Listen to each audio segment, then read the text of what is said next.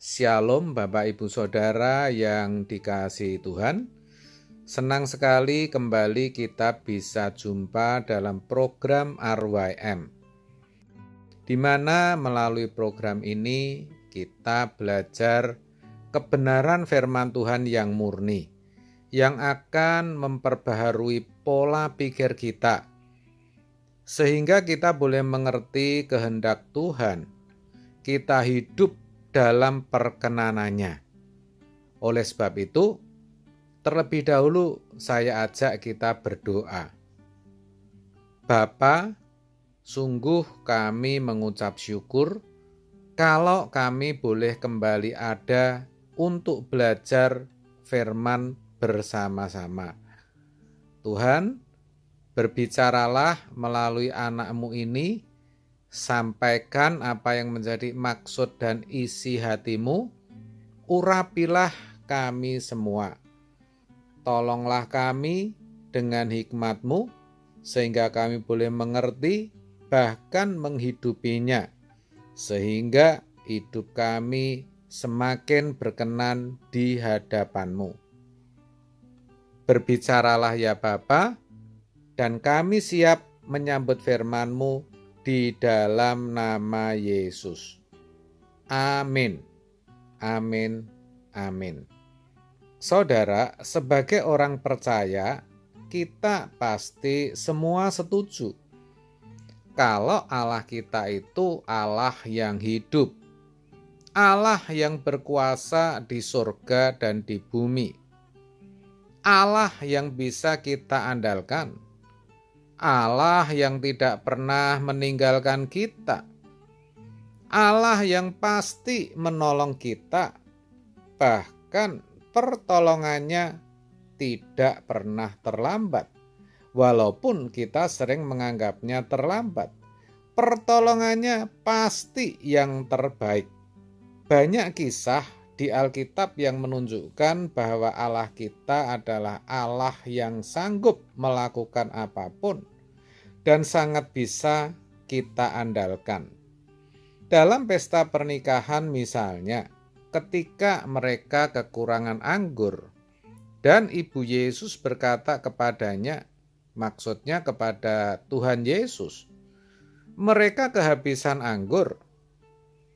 Kata Yesus kepadanya, "Mau apakah engkau daripadaku, Ibu? Saatku belum tiba." Yohanes 2 ayat 3-4. Tetapi akhirnya Tuhan mengubah air menjadi anggur dan pesta itu bisa berjalan dengan baik. Ayat 7-9.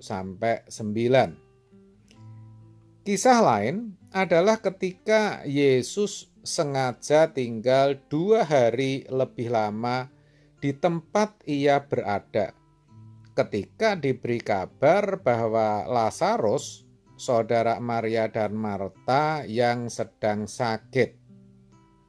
Akhirnya kita semua tahu bahwa penyakit Lazarus tidak membawa kepada kematian, tetapi justru menyatakan kemuliaan Allah yang besar. Yohanes 11 ayat 4, ayat 43 dan 44. Itu artinya kita sebagai orang percaya harusnya bisa berserah penuh kepada Tuhan yang kepadanya kita berbakti. Itu sama artinya kita seharusnya mau benar-benar mengandalkan Tuhan sepenuhnya. Apalagi kita tentu tahu ketika kita mengandalkan Tuhan, kita akan diberkati. Kan begitu saudara? Seperti apa yang dituliskan dalam Yeremia 17 ayat 7. Di mana dikatakan, diberkatilah orang yang mengandalkan Tuhan. Maksudnya yang berserah kepada Tuhan sepenuhnya, yang menaruh harapannya pada Tuhan. Tetapi anehnya, hanya sedikit sekali orang percaya yang berserah sepenuhnya kepada Tuhan. kalau istilah saya kebanyakan hanya berserah setengah penuh. Saya katakan setengah penuh, bukan setengah hati. Karena memang mereka berserah dengan segenap hati, dengan sungguh-sungguh, secara total. Tetapi bukan dalam segenap aspek kehidupannya, bukan dalam seluruh pergumulannya, melainkan hanya dalam sebagian dari pergumulan atau masalah yang dihadapinya. Itu pun justru bukan masalah atau pergumulan yang terpenting dalam hidupnya. Makanya saya istilahkan berserah setengah penuh, saudara. Pertanyaannya, masalah apa saja yang biasanya orang Kristen, saudara dan saya, kita semua berserah kepada Tuhan? Jawabnya, biasanya dalam masalah atau pergumulan yang menyangkut hal-hal dunia. Misalnya nih, hutang yang banyak sehingga rumahnya akan disita. Padahal sudah berusaha mati-matian, tetapi tidak ada jalan keluar. Maka orang seperti ini berserah sungguh-sungguh kepada Tuhan, berdoa, kalau perlu berpuasa, datang kepada pendeta, minta didoakan. Supaya apa? Supaya rumahnya tidak jadi disita dan hutang-hutangnya bisa lunas. Padahal saudara, waktu hutang tidak pernah tanya Tuhan. Nah, giliran tidak bisa bayar, minta Tuhan yang bayar. Ini sebenarnya kan lucu ya saudara. Tetapi itulah kita, itulah saudara dan saya. Ketika dokter berkata stadium 4, atau barangkali dokter sudah menyerah, biasanya orang akan jadi shock dan stres. Lalu apa saudara? Lalu doanya mulai lebih kenceng. Istilahnya mulai berserah sepenuhnya kepada Tuhan. Minta kuasa dan mukjizatnya untuk dinyatakan. Padahal tadinya jarang berdoa saudara. Nah, itulah kita. Itulah saudara dan saya. Ketika melihat suami selingkuh, anak tidak pulang, berontak terhadap orang tua, berani, ya. Mungkin sudah konsultasi ke sana ke sini. Juga sudah didoakan pendeta. Tapi tetap saja masalah keluarganya belum juga selesai. Akhirnya apa? Akhirnya berserah penuh kepada Tuhan. Walaupun sebenarnya itu tidak bisa dikatakan berserah penuh. Walaupun memang serius dalam berserahnya dengan segenap hati, tetapi lebih tepat kalau dikatakan sebagai menyerah saudara. Nah, karena sudah tidak bisa berbuat apa-apa. Dan masih banyak lagi case-case atau persoalan-persoalan kehidupan yang akhirnya membuat orang berserah penuh. Maksudnya dengan sungguh-sungguh, dengan serius, dengan segenap hati, secara total. Begitu saudara.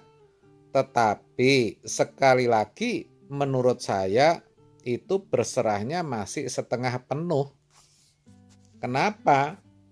Karena harusnya, nah ini penting saudara perlu perhatikan, karena harusnya orang percaya yang benar itu berserah penuh kepada Tuhan setiap saat. Saya ulang, orang percaya yang benar itu berserah penuh kepada Tuhan setiap saat. Bukan hanya ketika ada masalah saja. Tidak ada masalah pun harus juga berserah penuh kepada Tuhan. Saya katakan demikian karena sejatinya setiap orang percaya ketika masih hidup di dunia itu ada dalam bayang-bayang maut. Ada dalam bayang-bayang maut yang artinya hidupnya sangat berpotensi berakhir dengan kebinasaan. Ini kalau tidak disadari akan membawa kepada kekecewaan kekal. Karena hal itu sangat mengerikan dan menakutkan saudara, terpisah dari Allah untuk selama-lamanya. Kenapa bisa begitu? Hal itu karena manusia kita masih mengenakan tubuh dosa. Roma 7 ayat 5 mengatakan demikian. Sebab waktu kita masih hidup di dalam daging, hawa nafsu dosa yang dirangsang oleh hukum Taurat bekerja dalam anggota-anggota tubuh kita agar kita berbuah bagi maut. Itu artinya seperti saya katakan di atas, hidup kita itu sangat berpotensi berakhir dalam kebinasaan, saudara. Tentu kalau kita tidak hati-hati, tentu kalau kita tidak memperkarakannya dengan baik, saudara. Itu yang orang percaya jarang sadari. Dan itu sebenarnya merupakan masalah terbesar yang harus diselesaikan. Saudara, iblis itu tidak pernah berhenti bekerja. Siang, malam, tidak pernah berhenti, tidak pernah lelah. Selalu saja berusaha menjatuhkan kita. Alkitab mencatat dalam surat Petrus itu diibaratkan seperti singa yang berjalan keliling, mengaum-ngaum, mencari orang. Nah, dikatakan mencari orang yang dapat ditelannya, saudara. Ya, si jahat, iblis selalu melakukan berbagai manuver, saudara. Bisa melalui masalah yang kita sedang hadapi. Bisa melalui kenikmatan dunia yang terbuka dan bisa kita alami karena memang hidup kita mendukung untuk itu. Kita kaya, terhormat, punya kedudukan. Jadi bisa menikmati keindahan dunia, saudara. Nah, itu manuver si jahat. Bisa melalui gesekan dengan orang-orang dekat kita. Bisa juga melalui intimidasi akan masa lalu kita dan sebagainya. Bahkan sekalipun kita dalam keadaan aman, nyaman, dan segala sesuatunya berjalan sesuai keinginan kita. Kita pun sejatinya tetap memiliki masalah, saudara. Apa itu? Yaitu kodrat dosa. Kodrat dosa, kecenderungan atau potensi dalam diri kita untuk melakukan hal-hal yang tidak berkenan itu sangat besar. Ini loh masalah sesungguhnya. Ini, saudara, yang tidak bisa kita selesaikan dengan kekuatan kita sendiri, di mana kita harus berserah sepenuhnya kepada Tuhan. Berserah penuh setiap saat, saudara, untuk bisa menanggalkan beban dan dosa.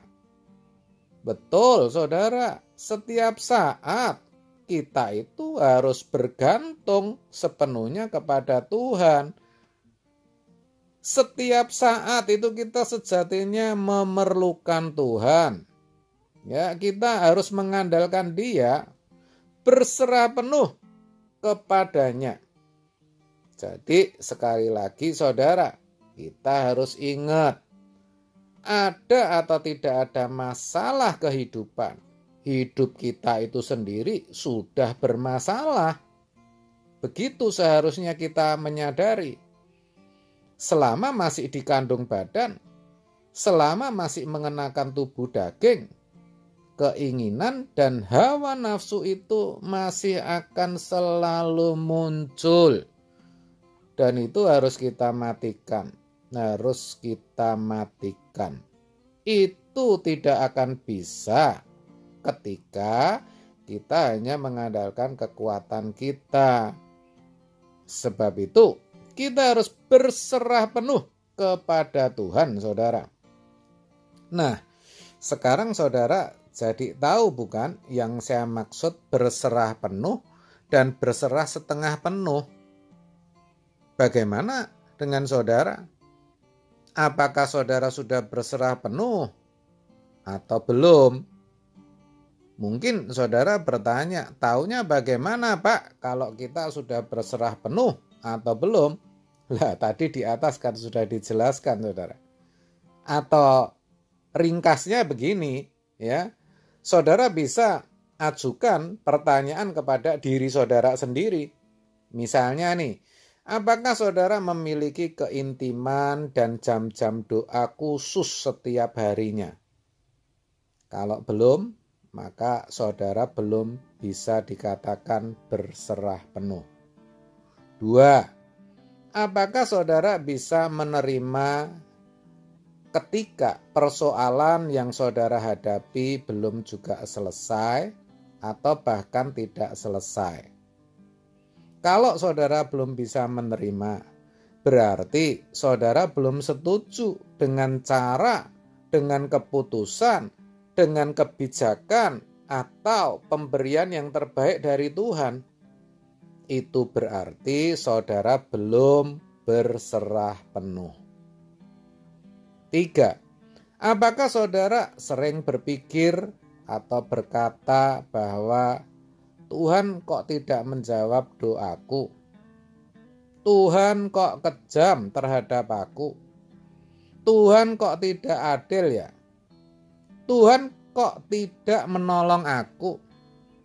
Tuhan kok tega ya dengan aku? Nah, kalau itu sering saudara lakukan, berarti saudara belum berserah penuh. Yang keempat, apakah saudara merasa membutuhkan Tuhan setiap saat atau hanya ketika ada masalah? Kalau setiap saat saudara merasa membutuhkan Tuhan, dan itu ditandai dengan seringnya saudara bertanya kepada Tuhan. Tuhan, apakah yang aku lakukan ini sudah benar atau belum? Apa yang harus aku katakan ya Tuhan kepada orang itu misalnya? Apa yang harus aku perbuat ya Tuhan? Dan sebagainya. Itu berarti kalau saudara lakukan itu, sering bertanya, memperkarakan hidup saudara dengan Tuhan, berarti saudara berserah penuh kepadanya. Jadi saudara bisa koreksi diri saudara sendiri. Tetapi mari saudara, saya ajak apapun keadaan saudara, saya ajak sebagai orang percaya yang benar, kita belajar berserah penuh kepada Tuhan, yang artinya setiap saat kita berserah ya, kita memerlukan Tuhan setiap saat, jangan hanya ketika ada masalah saja. Jadi kalau datang kepada Tuhan jangan hanya ketika ada masalah ya saudara, tapi setiap saat. Amin. Tuhan Yesus memberkati. Mari kita dengarkan satu pujian. Ku perlu Kau Tuhan, ku perlu Kau Tuhan, hanya Kau yang ku perlu. Ku perlu Tuhan, ku perlu Kau Tuhan, ku perlu Kau Tuhan, hanya Kau yang ku perlu. Ku perlu Tuhan. Pegang tanganku, pegang tanganku, janganlah Tuhan lalui, berilah berkat-Mu.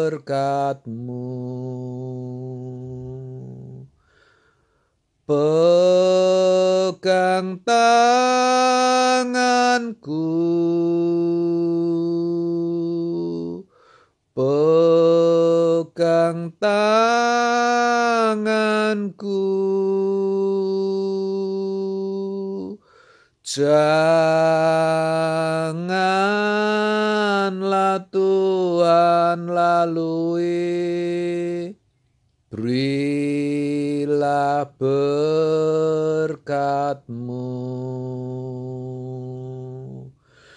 Janganlah Tuhan lalui, berilah berkat-Mu. Janganlah Tuhan lalui, berilah berkat-Mu.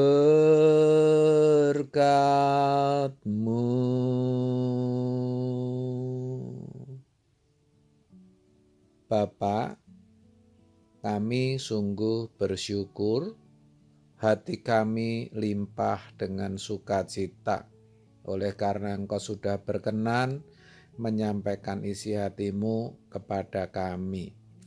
Kau ingatkan agar kami berserah penuh kepadamu terkait akan keberdosaan kami, supaya kelak kami boleh Kau terima sebagai anak-anak-Mu yang berkenan. Terima kasih ya Bapa, kami percaya ketika kami berjuang dan menyerahkan perjuangan kami ke tangan-Mu, Roh Kudus yang akan memberikan kesanggupan. Bapak, sebentar program ini berakhir, kami berpisah. Kami percaya ketika kami melanjutkan aktivitas kami, Engkau selalu ada bersama kami, Engkau menyertai dan memberkati kami. Di dalam nama Yesus. Amin. Amin. Amin. Terima kasih Bapak Ibu Saudara atas kebersamaan kita kali ini. Selamat beraktivitas, Tuhan Yesus memberkati, dan sampai jumpa. Salam RYM.